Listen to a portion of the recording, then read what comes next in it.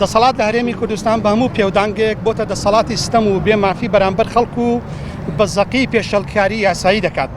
دەستێوەردانێکی حیزبیانە و نائەخلاقیانە لە دۆسی هەستیار و مافدارەکانی خەڵک بە بەرچاوی دەسەڵاتی دادوەریەوە ئەنجام دەدرێت.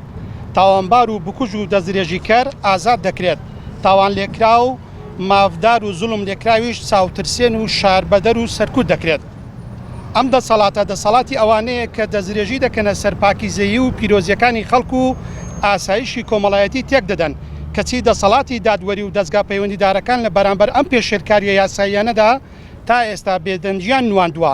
سادەترین هەڵوێستی یاسایی و ئەخلاقی و وجدانی خۆیان نیشان نادەن. دۆسیەی لاڤەخانی تەمەن 8 ساڵان و باوکی بەڕێزی پەلەیەکی ڕەشن بە نێوچاوانی ئەم دەسەڵاتەوە و سیستەمی دادوەری و دادگا و داواکاری گشتی بەرپرسیارەتی یاسایی و ئەخلاقیان دەکەوێتە سەرشان و پێویستە ڕاشکاوانە هەڵوێستی خۆیان دەرحەق بەم کەیسە و دەیان کەیسیتر بخەنە ڕۆ. ئەوەی ڕوودەدات لەم هەرێما لە کوشتن و بڕێن و برسیکردن لە دەستدرێژیکردن و لاقەکردن و کوشتن بە بیان و شەڕەف لە کەدارکردنی کۆی پیرۆزیەکانی کۆمەڵگای کوردی و شکاندنی شکۆ و کەرامەتی ئەم کۆمەلگایەیە. بێگومان لە هەموو جێگایەکی ئەم دنیاە تاوان و دەستدرێژی ڕوودەدەن کەسانی نەفز نزم و نەخۆش و تاوانبار هەن، بەڵام ئەوەی دەسەڵات و دادگایەک بتوانێت تاوانباران بپارێزێت و قوربانی شاربەدەر بکات و سزایان بدات، ئەمە لەکوێی ئەخلاق و یاسا و لەکوێی جیهاندا جێگەی بۆتەوە. دەپرسین بۆچی دەسەڵاتی دادگا و سیستەمی دادوەری لە سەروی هەموو شیانەوە پەرلەمان خۆیان لەم بێمافی و سیستەمە بێدەنگ کردووە. ئەمەیە ئەو فەسیحە گەورەیە کە دادگا و سیستەمی دادوەری و پەرلەمان ناتوانن خۆیانی لێ بدزنەوە.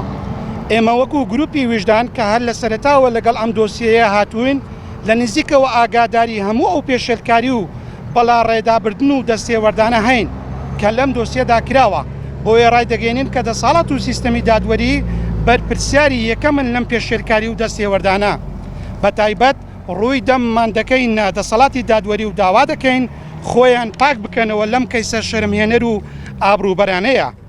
داواش لە هەموو مافەرواران و ڕێکخراوەکانی مافی مرۆڤ و ڕێکخراوەکانی چاودێری و دەستەبەری کۆمەڵایەتی و نهێشتنی تاوان و توند و توێژی دژبەژنان دەکەین پێکەوە بە ئەرشی ئەخلاقی و وجدانی خۆمان هەستین و لە پێناو گەڕانەوەی ماف و شکۆی ئەم خێزانەستەم لێکراوە دەنگمان هەڵبڕین و چیمان لەدەست دێت و هەر ڕێگایەکی ڕەوا و مافدار و یاساییە بگرینە بەر. لە کۆتاییدا بێدەنگی لە بەرامبەر ئەم کەیسە ئەبروبەرانەیە هیچ بیانوێک هەڵ ناگرێت. پێویستە هەمومان بە یەک دەنگ نەفرەت لە ڕەفتاری دزێ و نامەردانە بکەین. دەبێت پێداگیری لەسەر ئەوە بکەین کە تاوانباران بە سزای یاسایی خۆیان بگەن. ئەم خێزانە بەڕێزەش قەرەبووی مادی و معنەوی بکرێنەوە. گروپی وجدان 15/2020 ئەم کەیسە لەبەر ئەوەی کە بەرپرسێکی پارتی تێدا تۆمەتبارە دادگای هەولێر ناتوانێت بێلایەن بێت. بەداخەوە لە کوردستان و بەتایبەت لە هەولێر دادگاکان خێل بەڕێوەی دەبات و لە نێو خێلیش دابنەماڵی بارزانی بەڕێوەی دەبات. ئەم کەیسە بەداخەوە دادگای هەولێر نتوانی بێلایەن بێت، بۆی ئێمە وەکو ئاگاداریشن لاڤە و باوکی لاڤە کاک لوقمان جگە لەوەی کە کەیسەکەی لا ڕێدا بردرا 2004 سکاڵای لەسەر تۆمار کراوە و هەڕەشەشی لێکراوە ئێستا لە شاری سلێمانیە و لە شاری سلێمانی ڕەنگە بپرسن بۆ ئەمڕۆ باوکی لاڤە و کاک لوقمانی باوکی لاڤە و لاڤەخان ئامادە نەبوون. بەڕاستی ئەوان تاوکو ئێستاکە نەگەیشتونەتە کەناری ئارام، ڕاستە هەولێریان جێشتووە، بەڵام تاوەکو ئێستاکە شەڕەشیان لەسەرە هەر بۆی ئەمڕۆ ئامادە نەبوون. سڵاو لە هەموو لایەک، من ژینۆ ڕەشید ئەندامی ئەنجومەنی ڕێکخراوی ژنانی ئازادی کوردستانم. ئێمە وەکو ڕێکخراوەکەمان هەمیشە دژی ئەو تند و تیژی و کۆمەڵکوژیانەی ژنانین و هەمیشە لە هەموو کار و چالاکیەکانە بەشدار بووین، لە هەموو کەیسەکانە ڕۆڵی سەرەکیمان هەبوو بەشدار بووین و ئێستش لەم کەیسەیە چی بکەوێتە سەر شانمان ئامادەین و بە هەموو شێوازێک لەگەڵ کەیسەکەیان دژی ئەو ناڕەوایە و ستەمەی کە لەو کچە لەوکی ژۆڵە بچووکە کراوە و بەرامبەر بە باوکی کراوە کە شار بە دەریش کراون. لەبەرەوە ئەو ئەقلەتی لە باشووری کوردستانە هەیە ئەقلەتێکی داگیرکاری، کۆمەڵکوژی، ستەمکاری، خێڵەکی، حیزبایەتێکی تەسک کە هەندێک دەسەڵاتیان گرتۆتە دەست و بەو ئەقلێتەوە ستەم لە خەڵک ئەکەن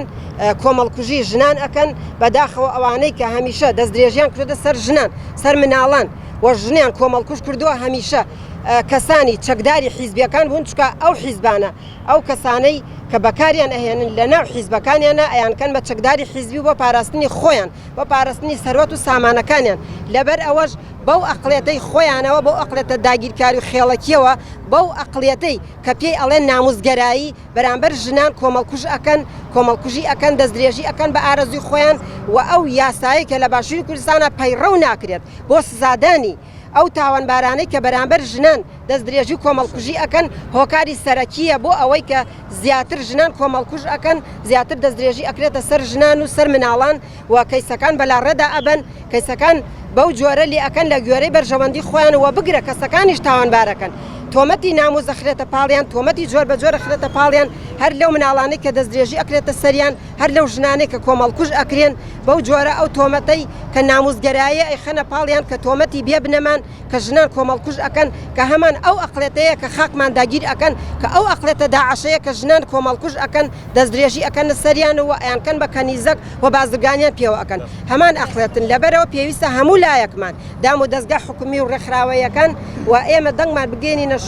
دام و دەستگا جیهانیەکان بۆ ئەوەی بتوانن ئەم دەسەڵاتە بناسن کە دەسەڵاتێکی خێڵگەراییە بەو جۆرە ژنان کۆمەڵکوژەکەن هیوادارم هەموو لایەک و ڕێکخراوەکانی ژنانیش لەگەڵمان هاوبەش بن لە کەیسەکانە و سوپاس بۆ هەموو لایەک.